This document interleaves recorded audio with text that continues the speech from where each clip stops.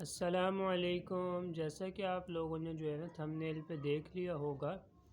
جی ہاں، آج کی ویڈیو کا جو ہمارا ٹاپک ہے وہ یہ ہے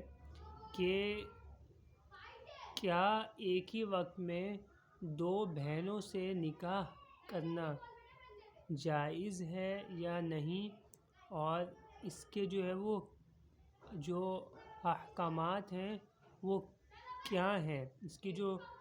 ڈیٹیلز ہیں وہ کیا ہیں، یہ ہم آج کی ویڈیو میں سنیں گے۔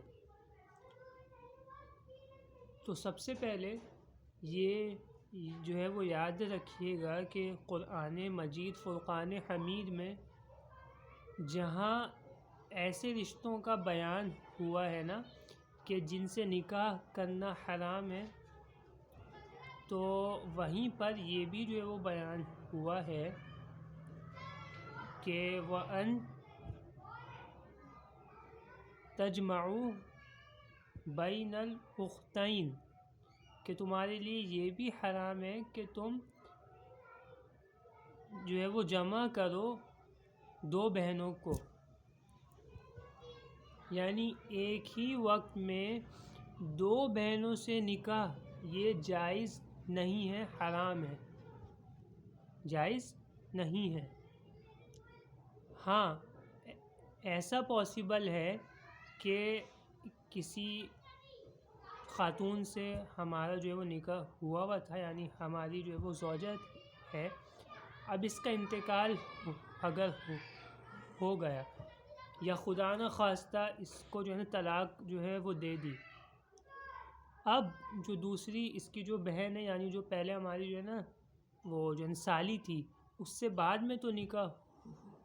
ہو سکتا ہے، لیکن اس کے نکاح میں ہوتے ہوئے پھر اس کی بہن سے نکاح کرنا، ایک ہی وقت میں دو بہنوں کو ایک جو ہے وہ نکاح میں جمع کرنا یہ جائز نہیں ہے، حرام ہے۔ اور ضروری مسئلہ غور سے جو ہے وہ سنیے گا، یہ تو میں نے جو ہے وہ بتا دیا کہ اگر خدا نخواستہ طلاق وغیرہ دے دی تو پھر اس کی جو بہن ہے اس سے نکاح کرنا جائز ہے، لیکن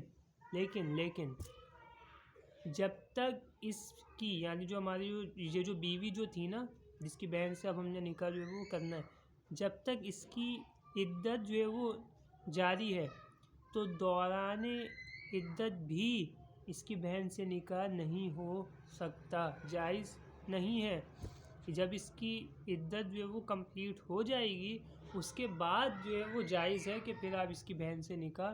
کریں۔ یہ جو ہے وہ باریک مسئلہ ہے، اس کو اپنے ذہن میں جو ہے وہ رکھیے گا۔ اور اسی طرح جب تک اس کی عدت جو ہے وہ کنٹینیو ہے تو وہ رشتے یعنی بہن کے علاوہ وہ دیگر جو ہے وہ رشتے کہ جن سے نکاح کرنا بیک وقت مطلب اس کے ساتھ حرام ہے، جیسے اس کی خالہ،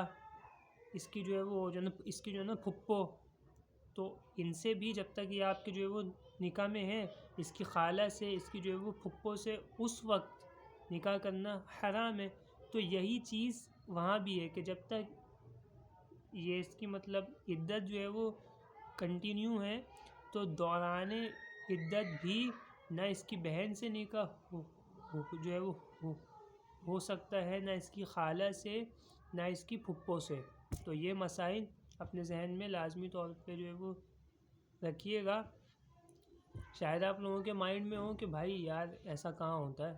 آپ دارالفتہ کا چکر تو ماریں ذرا، وہاں پہ کیسز تو جو ہے وہ دیکھیں۔ بعض اوقات ایسے نازک جو ہے وہ کیسز آتے ہیں کہ جو مفتیان کرام ہیں وہ یوں کر کے جو ہے نا بیٹھ جائیں کہ یار کیا حال ہے دنیا میں۔